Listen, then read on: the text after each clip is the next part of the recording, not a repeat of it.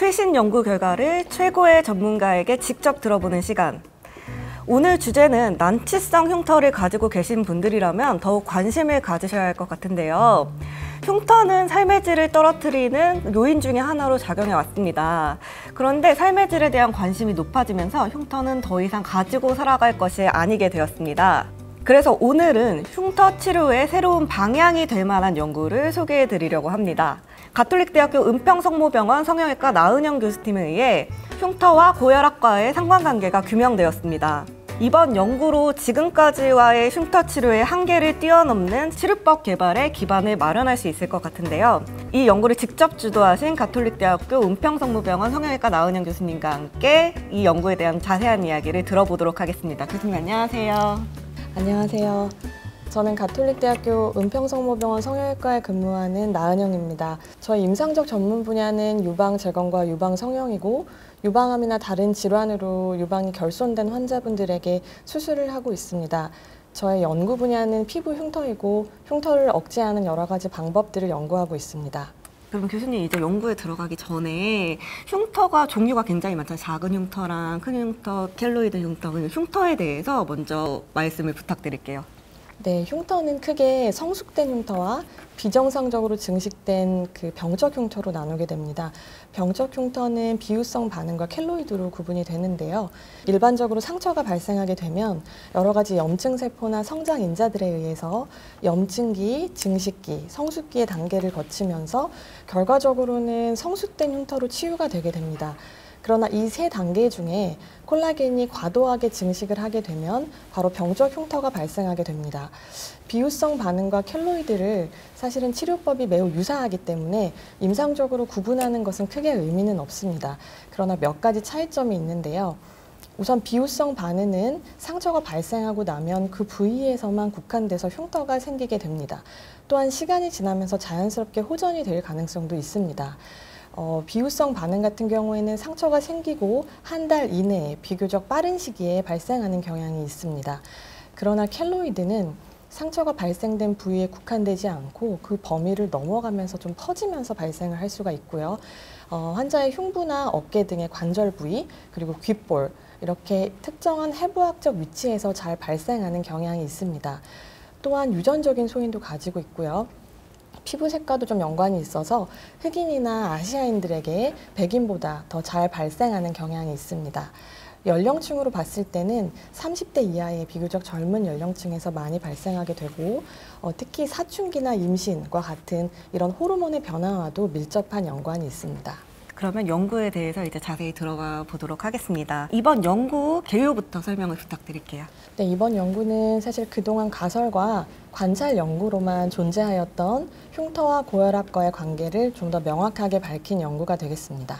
흉터와 고혈압과의 관계를 밝힌 연구라고 말씀을 해주셨는데요. 그러면 이제 연구 배경에 어떻게 여기에 관심을 갖게 되셨을까요? 그 안지오텐신 전환효소 억제제, 칼슘 기량제, 조금 말이 어렵지만 이런 고혈압 치료제로 쓰이는 이런 약제들이 피부 흉터에 적용을 해봤더니 피부 흉터에도 효과가 좋았다더라 라는 그런 연구들이 좀 발표가 되었습니다. 그러나 근본적으로 혈압과 그 흉터 그리고 항고혈압 약제와의 직접적인 연관성을 밝힌 연구는 없었습니다. 이번 연구를 통해서 흉터와 전신적인 혈압 상태 그리고 이런 약제에 대한 반응의 차이들을 좀 비교하고 싶어서 연구를 시작하게 됐습니다. 그러면 연구는 어떻게 이루어졌을까요?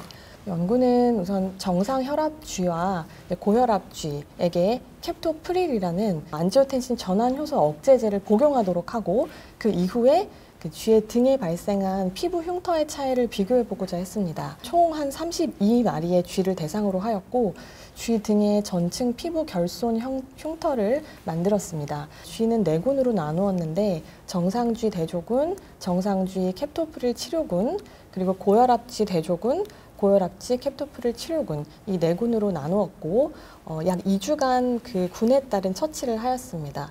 5주차에 조직학적인 분석을 시행을 하게 되었습니다. 쥐를 가지고 동물 실험을 진행을 해주셨는데요. 그럼 그 결과가 어떻게 나왔나요? 우선 그 고혈압 캡토프릴 치료군에서 고혈압 대조군에서보다 흉터 면적, 그리고 섬유 아세포, 모세혈관 세포수, 그리고 다양한 마커들을 포함한 면역화학적 분석 결과가 유의하게 감소된 것을 확인할 수 있었습니다. 또한 고혈압 대조군 쥐들의 평균 수축기 혈압은 160 이상 180 이하로 측정되었습니다. 네, 그러면 이 고혈압과 흉터와 관련된 연관성이 규명이 되었는데요. 그러면 약제를 써서 고혈압을 조절을 한다면 흉터도 치료가 가능해지는 건가요? 네, 현재까지는 모든 항고혈압 약제들이 다 피부 흉터에 효과가 있다고 밝혀지지는 않았습니다. 심장과 폐의 섬유화를 억제하는 특정 약물에만 효과가 밝혀진 상태이기 때문에 이런 효과가 입증된 약제를 잘 사용한다면 혈압 조절과 동시에 피부 흉터와 억제 효과도 같이 얻을 수 있을 것이라고 생각합니다. 다만 임상적 적용을 위해서는 적절한 용량 설정과 표준화를 위한 연구들이 좀 뒷받침돼야 될 것 같습니다. 네, 그러면 지금까지의 연구 결과에 다 총집합을 했을 때 가장 효과적인 흉터 치료법은 어떤 방법이었을까요? 우선 본 연구를 통해서 봤을 때는 이런 고혈압 약제를 복용하는 것으로 치료를 한다면 고혈압 환자가 아닌 정상혈압 환자에서는 오히려 혈압이 떨어지는 등의 전신적인 부작용이 발생할 수가 있습니다. 따라서 이런 항고혈압제를 포함한 약제를 통해 국소적으로 도포를 한다든지 아니면 접착을 하여 치료하는 그런 방법이 좀 더 효과적일 것이라고 생각합니다. 앞서 말씀드린 비후성 반응과 켈로이드 이런 병적 흉터에 모두 적용이 가능합니다. 그럼 이 연구 결과가 발표되기 전까지, 이전까지의 흉터 치료는 어떤 방법으로 진행되고 있었을까요? 사실 기존의 흉터 치료 방법에는 실리콘 겔이나 실리콘 시트를 이용한 방법, 그리고 스테로이드를 국소적으로 주사하는 주사요법, 레이저 치료, 수술적 치료법 등 다양하게 있습니다. 이는 흉터의 발생 시기나 악화 정도, 그리고 단계에 따라서 이런 다양한 방법들을 현재 사용하고 있습니다. 그럼 이번 연구 결과로 인해서 흉터 치료에 어떤 영향을 줄 수 있는지 연구의 의의도 말씀 부탁드릴게요. 기존에 이제 여러 흉터 억제 방법들이 있었지만 사실 획기적으로 흉터를 지우는, 없애는 방법은 존재하지 않습니다. 그래서 이번 연구를 통해서 이런 흉터가 전신적인 질환과도 연관성이 있음을 확인을 하였고 흉터 치료를 위해 고혈압 조절 등의 전신적인 상태를 조절하는 것이 필요할 것이라는 근거를 마련할 수 있게 됐습니다. 또한 기존의 그 흉터 치료법에 반응이 없거나 여러 가지 부작용으로 치료를 받지 못하는 난치성 환자들에 있어서도 이런 항고혈압 약제를 이용한 흉터 치료제가 새로운 대안이 될 수 있을 것이라고 생각합니다. 그러면 이 지금 연구 결과가 지금 동물 실험 연구 결과잖아요. 네. 실제 환자에게도 적용이 될 수 있는 부분일까요?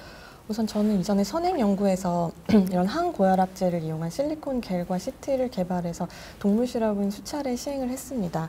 향후 임상 연구를 계획하고 있고 임상 연구에서 결과가 좋다면 임상적으로도 적용이 가능할 것이라고 생각합니다. 네, 아직 임상 연구가 시작을 한 건 아니죠? 예.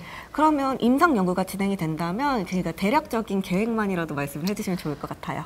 우선 저희가 혈압과의 관계를 보기 때문에 고혈압 환자 중에서 난치성 흉터를 갖고 있는 환자, 그리고 혈압이 없는, 기저질환이 없는 환자분들 중에서 난치성 흉터가 있는 환자분들을 대상으로 하려고 하고 자세한 이런 적응 기준은 조금 더 검토가 필요할 것 같습니다. 네, 아까도 말씀을 해주셨듯이 용량 설정이나 그런 부분에서도 앞으로 추가될 연구가 많을 것 같은데요. 지금 혹시 진행 중인 후속 연구가 있을까요? 우선은 항고혈압제의 투여 경로가 다양할 수 있는데 이런 다양한 투여 경로에 대한 병적 흉터의 치료 기전을 좀 연구하고 싶고 이를 응용해서 경피적인 약물 전달 시스템을 개발하는 것이 목표입니다. 삶의 질이 높아진 만큼 흉터에 대한 사람들의 인식도 변화가 되고 있습니다. 이제 지울 수 있다면 지워야 할 것이 이제 흉터가 된 것 같은데요. 마지막으로 몸에 남은 흉터나 이런 것으로 고민 중이신 분들에게 마지막으로 한 말씀 부탁드릴게요. 여러 가지 질병이나 외상으로 치료나 수술을 받은 환자들은 병에서는 완치가 되어도 결국 흉터는 몸에 영구적으로 남게 됩니다. 이 흉터를 보면서 아팠던 흔적을 떠올리기도 하고 흉터 자체가 아프고 가려움증을 유발하기 때문에 일상생활에 지장을 받는 경우도 있습니다. 또한 외관상 발생한 흉터로 인해 자신감이 상실되거나 위축되는 삶을 살기도 합니다.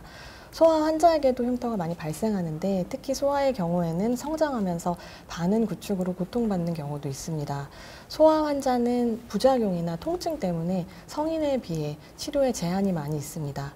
저는 연구를 통해 흉터를 근본적으로 예방할 수 있는 방법을 찾고 소아에게서도 부작용 없이 적극적으로 치료를 할 수 있는 이런 억제제를 개발하고자 합니다.